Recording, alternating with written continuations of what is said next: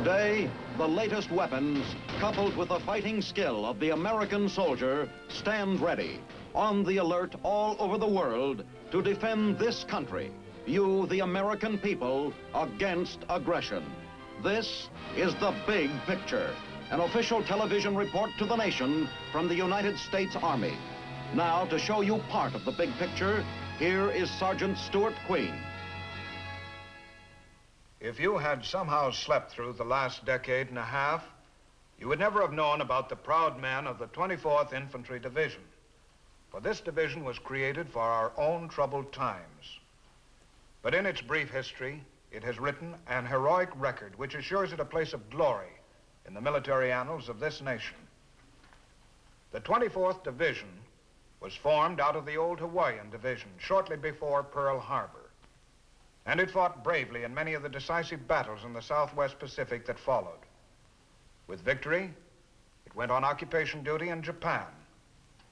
When war came again, the men of the 24th were the first Americans to reach the bitter and tragic soil of Korea. This is the story of their magnificent performance there. On a hilltop 30 miles south of Seoul, overlooking the ancient valley town of Osan, Korea, a monument to the recent past is dedicated.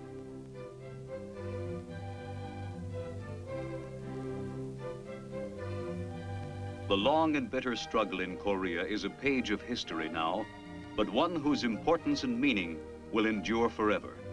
And this monument commemorates the first American soldiers to begin to write it, men of the 24th Infantry Division. A grateful nation whose land was plundered and whose life was threatened by the menace of communist aggression remembers these men. And a proud nation who bore these men and trained them, it remembers too and salutes them.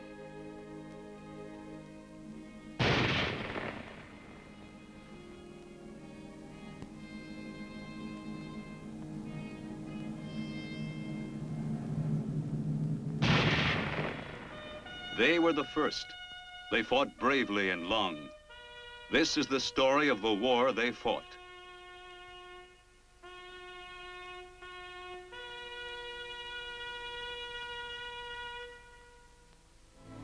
In June of 1950, the 24th Division was engaged in the occupation of Japan, as it had been for 4 years. Ever since the end of World War II, the men of the 24th had worked to help Japan rebuild itself. It was a productive and fruitful period. A war was past, perhaps all wars, and this was a time for peaceful pursuits.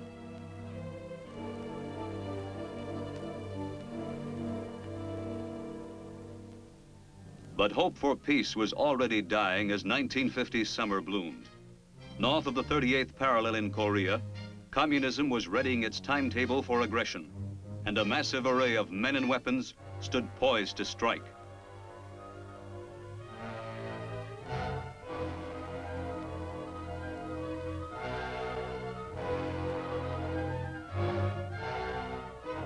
On the 25th of June, the well-equipped North Korean army struck in force, pushed across the border, overran the South Korean defenses, and plunged the nation into war.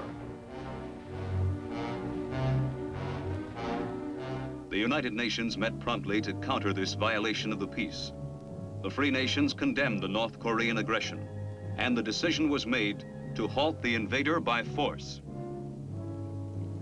As the invader continued his sweep south despite American air and naval action, it became obvious that ground troops would be needed, and the 24th Division was alerted.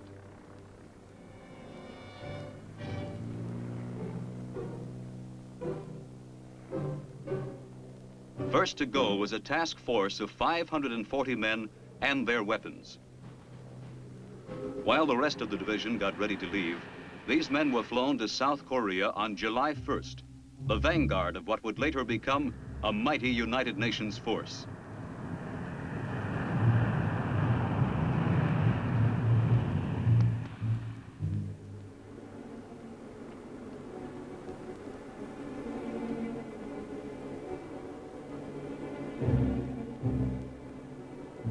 Their orders were simply this: move north, stop them where you find them. So they started north. They moved through villages whose people stood in numb terror. And ahead they walked through towns that were ghostly still, whose people had fled in the wake of the approaching invader.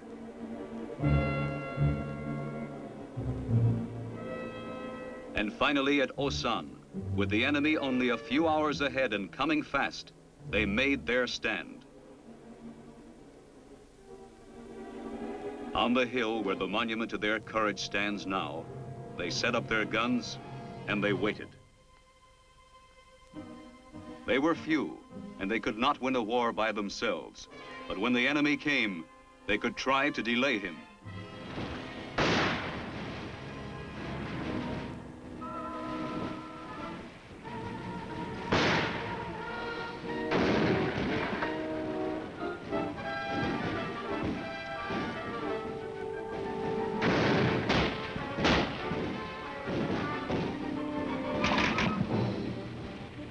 For 2 days on the high ground and the low, they held the enemy back. 2 precious days. The cost was high, very high.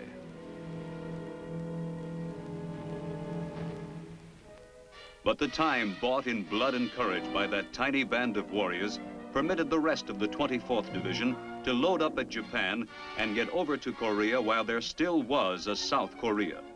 For the 24th, the peaceful days of the occupation were over now. Everything it had, every man, every weapon, every vehicle had a new job. The division's regiments and battalions loaded at record speed from 5 ports along the coast of Kyushu.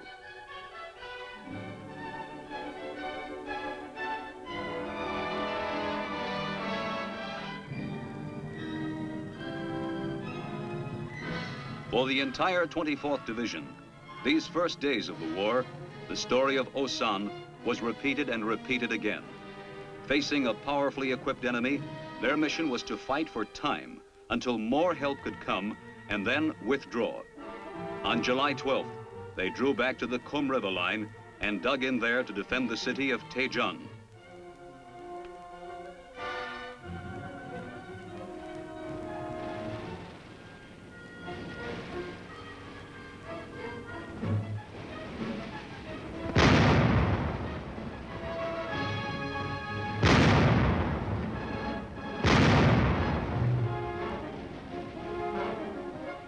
Major General Dean, the 24th Division's courageous commander, and Lieutenant General Walker, commanding general of the 8th Army, together planned the delaying strategy of this battle, one of the most bitter of the war.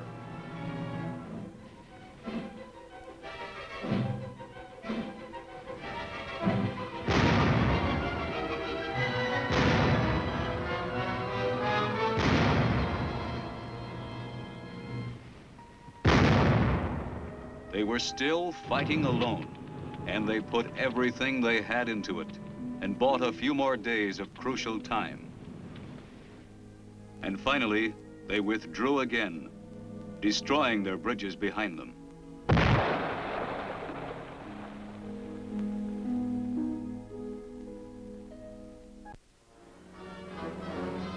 Help was on the way. The 25th Infantry Division had landed at Pusan and was pushing north. On the east coast, the 1st Cavalry Division landed at Pohangdong, but it was still the 24th Division's war at Taejon. They held every hill dominating the city as long as they could and fought in the valleys leading to it.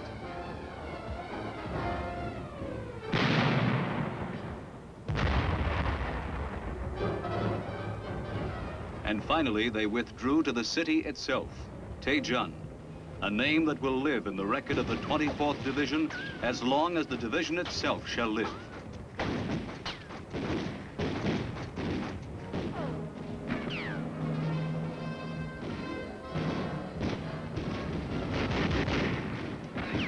There were no rookies left now. They were all pros, those who remained. And for 2 days straight out of hell, with ammunition running low and red artillery making an inferno of the city, they fought in the streets of Taejon.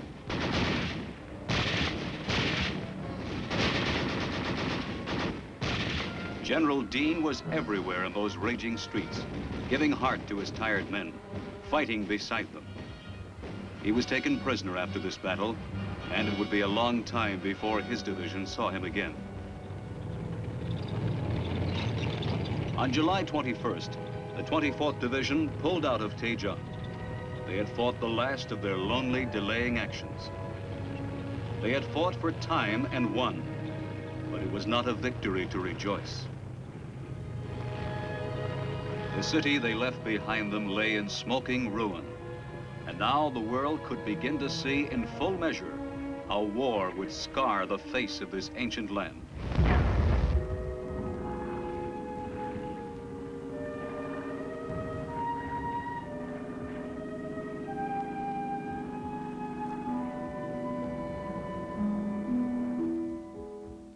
They withdrew.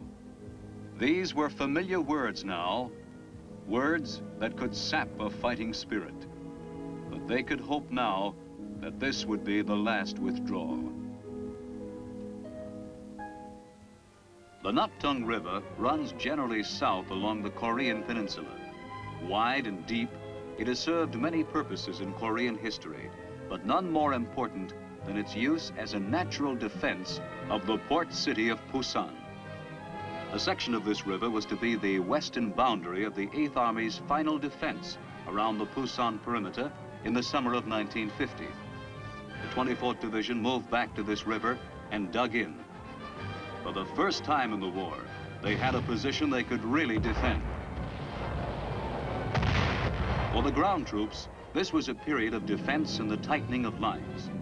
But Allied planes took over the job of offense, carrying the war to the enemy's own positions.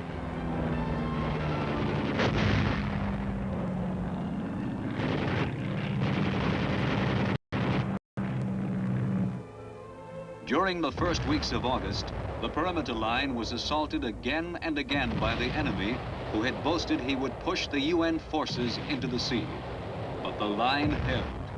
At Yongsan, at Changyong, at Masan in the 24th Division sector, units of the 24th repelled constant enemy attacks, while behind them, the port of Pusan filled with the troops and equipment and weapons which would turn the tide of war. By the middle of August, the line was secure. By the 25th of August, men of the 24th Division had been in combat for 55 consecutive days.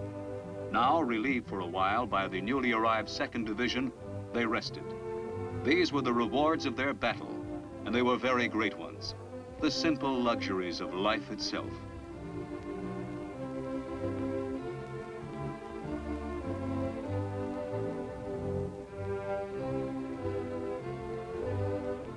For a short but wonderful period, they were able to relax, to catch up with the world whose news they themselves were making,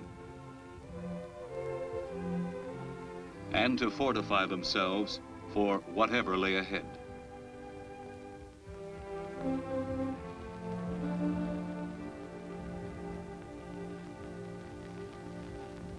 On the 16th of September, a new phase of the war began with an Allied assault on Incheon, on the west coast of Korea, in the heart of the enemy's territory.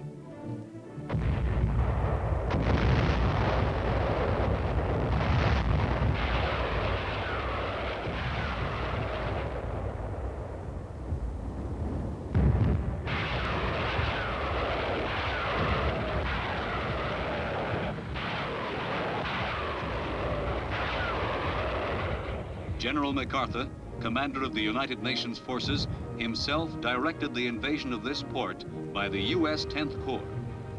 Troops of the 1st Marine and 7th Infantry Divisions stormed ashore and rushed forward toward the capital city of Seoul.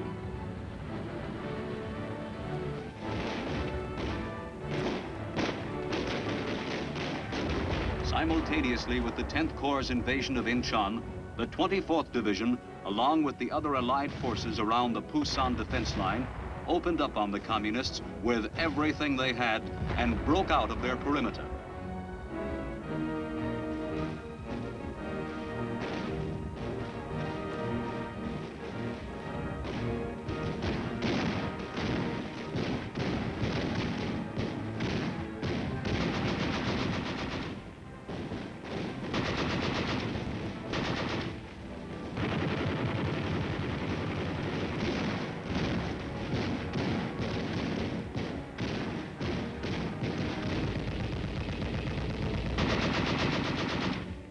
enemy resistance was heavy, and it left its mark.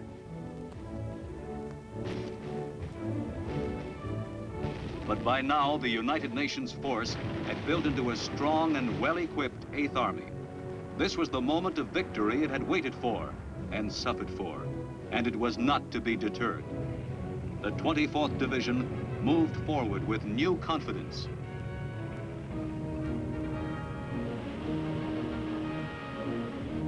Units of the 24th, doing what they had kept the enemy from doing for so long, crossed the Naktung River every way they could on September 19th.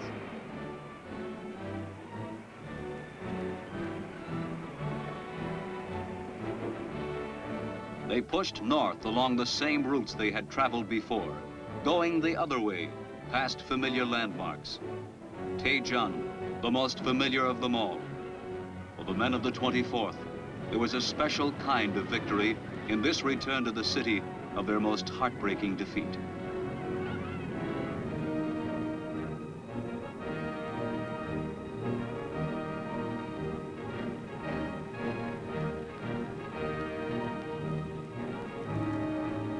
The long road back was paved with victory, but it was also scarred with memories. The road back was arduous because the troops had to rebuild it, repair the bridges and the roads they had destroyed in their withdrawal, and those the enemy had destroyed in his retreat. But painstaking though it was a job that had to be done, and it was done, and the army moved ahead. By the middle of October, the 24th Division was crossing the 38th parallel, having helped clear the area north of Seoul.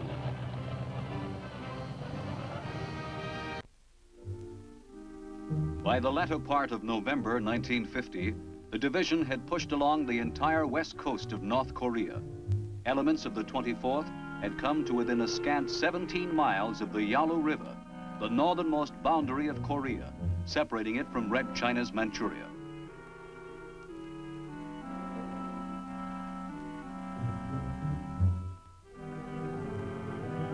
The men of the 24th Division ate Thanksgiving dinner in the snows of the North Korean mountains that year, but it was a great Thanksgiving. Victory lay just within grasp, and the hope for a Christmas at peace was more real than the biting cold of the enemy's land. But across the Yalu, in the vastness of Manchuria, lay poised a new enemy, two powerfully equipped field armies of communist China. In late November, the new enemy struck with the full force of its might, and a new battle was joined.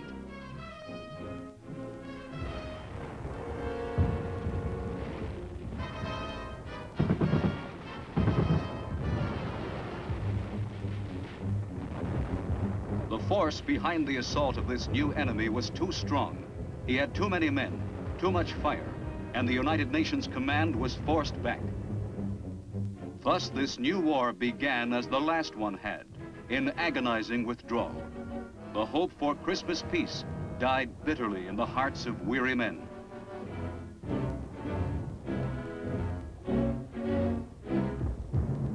The 24th Division left behind it a scorched earth in its withdrawal. If you can't take it with you, the motto went, burn it.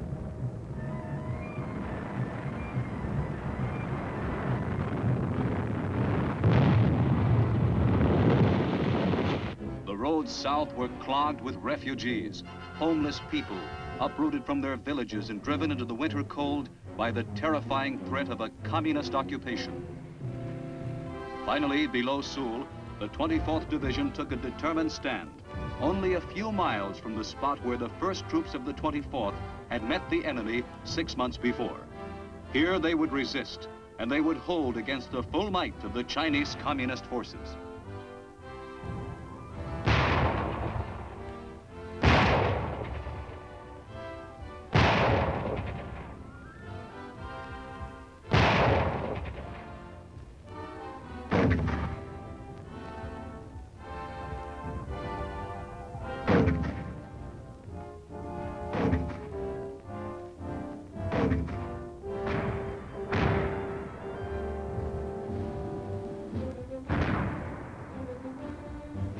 January 1951, the tide turned once more, and the 8th Army began moving forward again, slowly this time and painfully, fighting hard for every mile of ground against powerful communist resistance.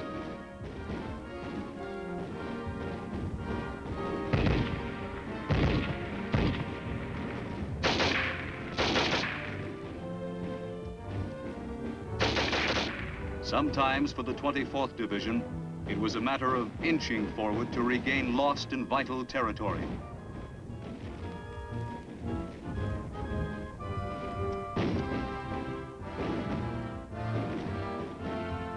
By mid-March, United Nations troops were able to re-enter Seoul, the beleaguered capital city of this ravaged nation.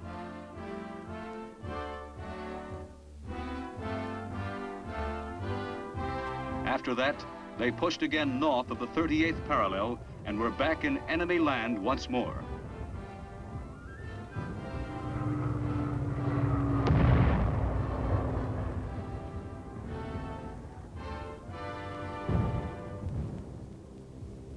In July of 1951, while the 8th Army held positions which could not be penetrated, the enemy took up a Russian proposal to meet with the United Nations forces to arrange a ceasefire.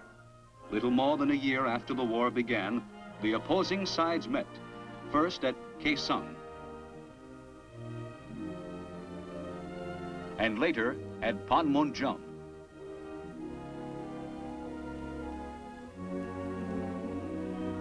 The attention of the entire world was focused on this remote stretch of Korean land, marked as a neutral area in the midst of war by balloons that flew above it for almost 2 years.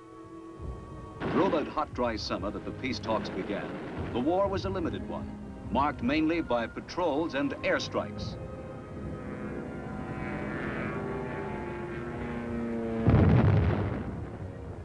Near the end of August, the 24th Division moved into reserve, and for a month, life was one of relaxation.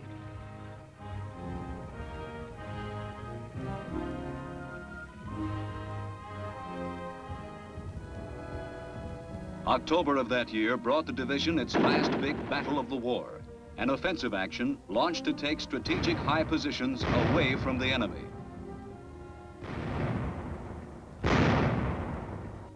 Less than 3 months later, the 24th Division moved to Japan, where it took over the security guard of that nation and underwent rugged training for a year and a half.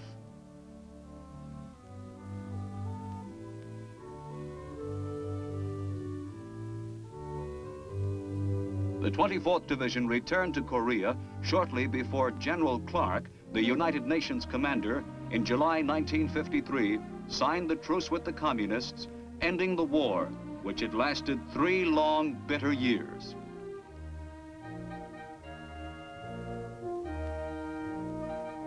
With peace came Operation Big Switch, the exchange of prisoners both sides had lost.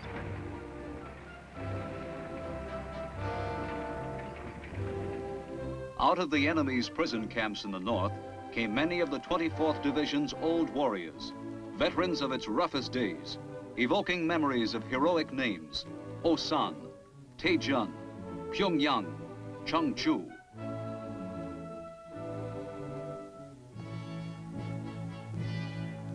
And there was none whose return evoked stronger memories than General Dean, the 24th's commander, who had been captured at Taejun. The 24th Division was charged with the mission of sending back to communist land some of the hardcore defiant Red prisoners the United Nations forces had captured.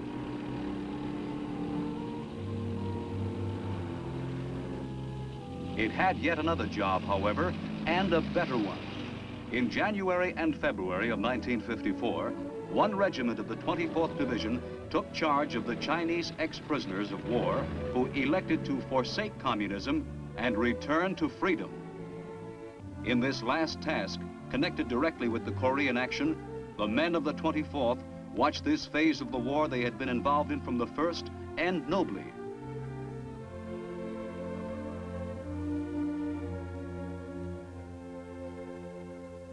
the proud colors of the 24th Infantry Division marched in Korea for the last time in November 1954.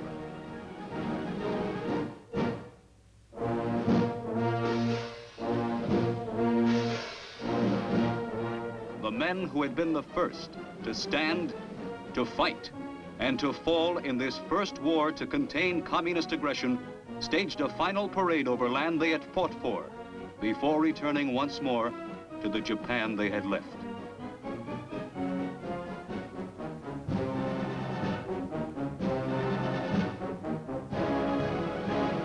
It was a solemn goodbye to a nation whose fate had been bound up with its own in days of deep trouble, and in a sense, is bound to it still. For the heroic record of the 24th Division at midpoint in the 20th century, when free men acted on their knowledge that strength and courage are the only deterrents to aggression, is written indelibly over the face of the ancient land of Korea.